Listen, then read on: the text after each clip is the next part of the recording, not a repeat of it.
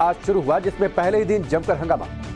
London में भारत के लोकतंत्र को कटघरे में खड़ा करने वाले कांग्रेस सांसद राहुल गांधी के बयानों पर सरकार हमलावर रही। वहीं कांग्रेस की अगुवाई में विपक्ष मोदी सरकार पर पलटवार करती रही, लेकिन लोकतंत्र पर हो रही इस बयानबाजी के बीच प्रधानमंत्री मोदी पर ऐसे जुबानी हमले किए जा रहे जो खुद विपक्ष को कटघरे में खड़ा कर। सवाल ये कि क्या 2024 का एजेंडा सेट करने के लिए कांग्रेस के नेता पीएम मोदी के खिलाफ लगातार विवादित बयान दे रहे हैं।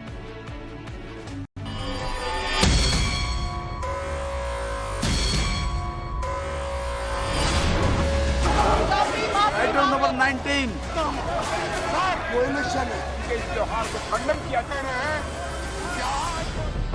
संसद में जोरदार हंगामा हुआ। हंगामे की वजह बने राहुल के वो बयान जिन पर माफी के लिए बीजेपी अड़ गई। लंदन में राहुल ने कहा, भारत में लोकतंत्र खतरे में। अमेरिका यूरोप लोकतंत्र के चैंपियन बनते हैं, लेकिन भारत में लोकतंत्र खत्म हो रहा और ये चुपचाप बैठे। मोदी सरकार पर आरोप फोन टैपिंग का भी लगा दिया, जिसका नरेंद्र मोदी ने अपने ही अंदाज में जवाब भी दिया। कांग्रेस मोदी की कब्र खोदने का सपना देख रही है। कांग्रेस मोदी की कब्र खोदने में बिजी है और मोदी बेंगलुरु मैसूरू एक्सप्रेस वे बनाने में बिजी है। कांग्रेस मोदी की कब्र खोदने में व्यस्त है और मोदी गरीब का जीवन आसान बनाने में व्यस्त है। प्रधानमंत्री मोदी अगर कब्र खोदने का जिक्र कर रहे हैं तो ये बेवजह नहीं है।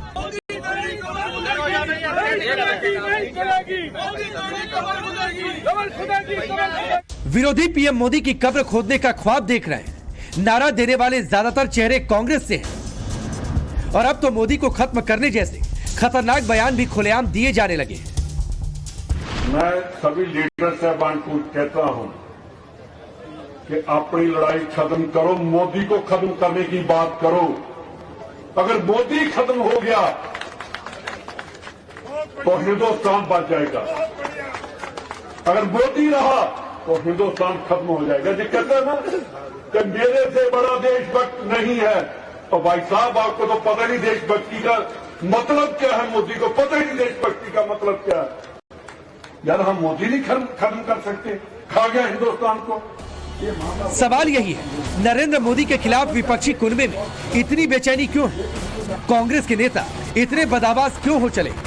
मोदी के खिलाफ ऐसे जुबानी हमलों की होड़ क्यों मची है? उसकी वजह है मिशन 2024 के लिए मोदी का टारगेट 400। ये लक्ष्य उस कांग्रेस के लिए दुआ स्वप्न है जो 2019 में 52 सीटों पर सिमट गई। इसीलिए कांग्रेस अब पूरा जोर लगा रही है कि उसके सीटों का आंकड़ा बढ़ जाए।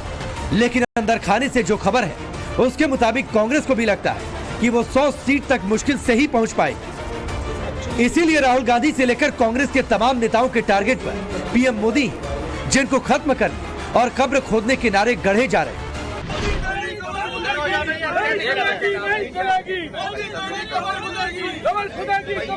मोदी हिटलर की राह चलेगा तो हिटलर की मौत मरेगा, ये याद रख लो मोदी।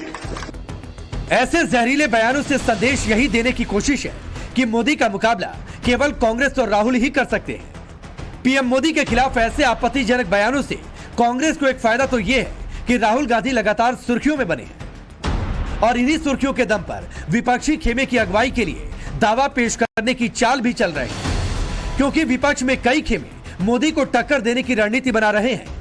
इसीलिए Rahul and party PM Modi के खिलाफ आपत्तिजनक बयानों की बौछार तेज कर चुकी है, ताकि राहुल पीएम मोदी से आमने सामने की जंग में विपक्षी नेताओं की होड़ में सबसे आगे नजर आए और विपक्ष उनकी अगुवाई कबूल कर ले। निराशा के गर्त में डूबे लोग ये कह रहे हैं, माला जपते जपते कह रहे हैं, मोदी तेरी कब्र खुदेगी।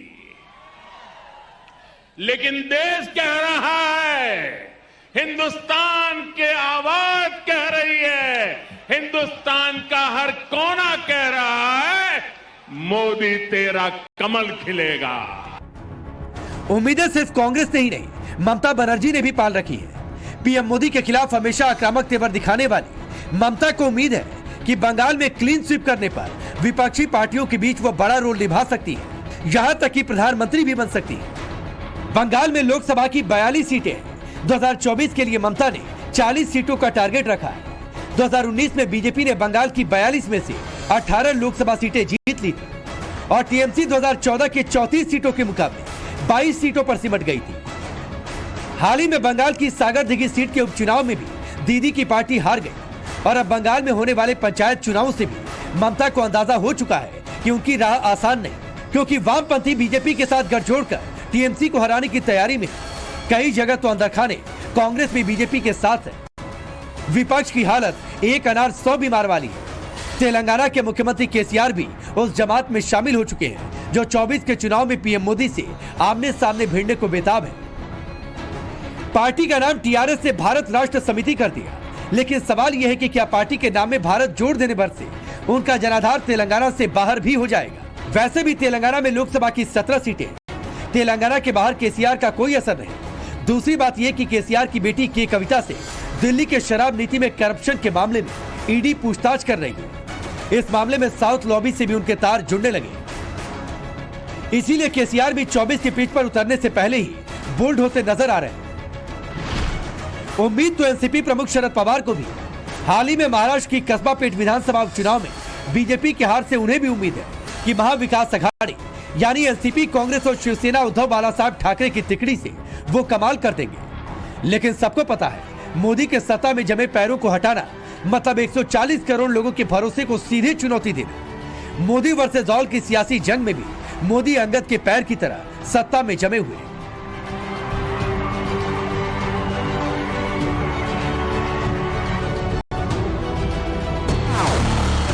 दिल्ली के सीएम अरविंद केजरीवाल को भी दिन में पीएम बनने के सपने आने लगे, लेकिन उनकी पार्टी की दिल्ली और पंजाब से बाहर मजबूत मौजूदगी नहीं है। वहीं दिल्ली शराब घोटाले में ईडी की चार्जशीट में उनका जिक्र है। कांग्रेस से भी उनकी खटपट जग जाहिर है, इसीलिए उनकी राह भी आसान नहीं। कहने को तो कतार में नीतीश कुमार जैसे नेता भी, इसीलिए वो ना तो कांग्रेस के महत्व को नकारते हैं, न ही खुद को प्रधानमंत्री पद का दावेदार बताते।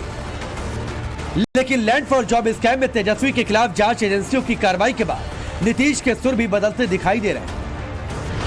आप फिर इधर आए हैं तो देखिए उन पर रेट सुनो, तब क्या मामला है क्या मामला नहीं है ये तो वही लोग बताएंगे, ये लोग जवाब दे ही रहे तो।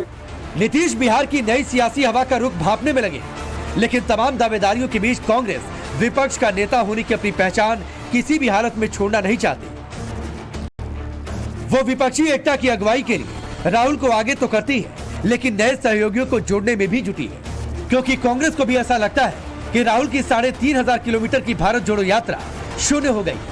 तपस्या, तप और नफरत का जब नया गेटअप सब धुआं हो गया। तुम्हारे पांव के नीचे कोई जमीन नहीं, तुम्हारे पांव के नीचे कोई जमीन नहीं। कमाल ये है कि फिर भी तुम्हें यकीन नहीं। ऐसा इसलिए क्योंकि 24 के समर की प्रस्तावना पूर्वोत्तर से आए चुनावी नतीजों ने लिख दी है। नॉर्थ ईस्ट से निकले सियासी संदेश के बाद इस साल के आखिरी तक कर्नाटक, मध्य प्रदेश, छत्तीसगढ़ और राजस्थान में होने वाले चुनावों के नतीजे बहुत हद तक तय कर देंगे कि कांग्रेस पीएम मोदी को टक्कर दे पाएगी या नहीं। जनता का मूड कांग्रेस के लिए 24 के नतीजों का ट्रेलर भी दिखा रहा है। इसीलिए इस दर्द, इस बेचैनी और मर्मांतक पीड़ा से पार पाने के लिए कांग्रेस की ओर से पीएम मोदी को खत्म करने वाले बयान सामने आने लगे। पीएम मोदी की कब्र खोदने वाले नारे लग रहे हैं और इससे ऐसा प्रतीत होता है कि ये अनायास नहीं बल्कि ऐसे बयान स्क्रिप्टेड हैं जो हिंदुस्तान से लेकर विदेशी धरती तक कांग्रेसी नेताओं की तरफ से दिए जा रहे हैं। Bureau report, times now Bharat.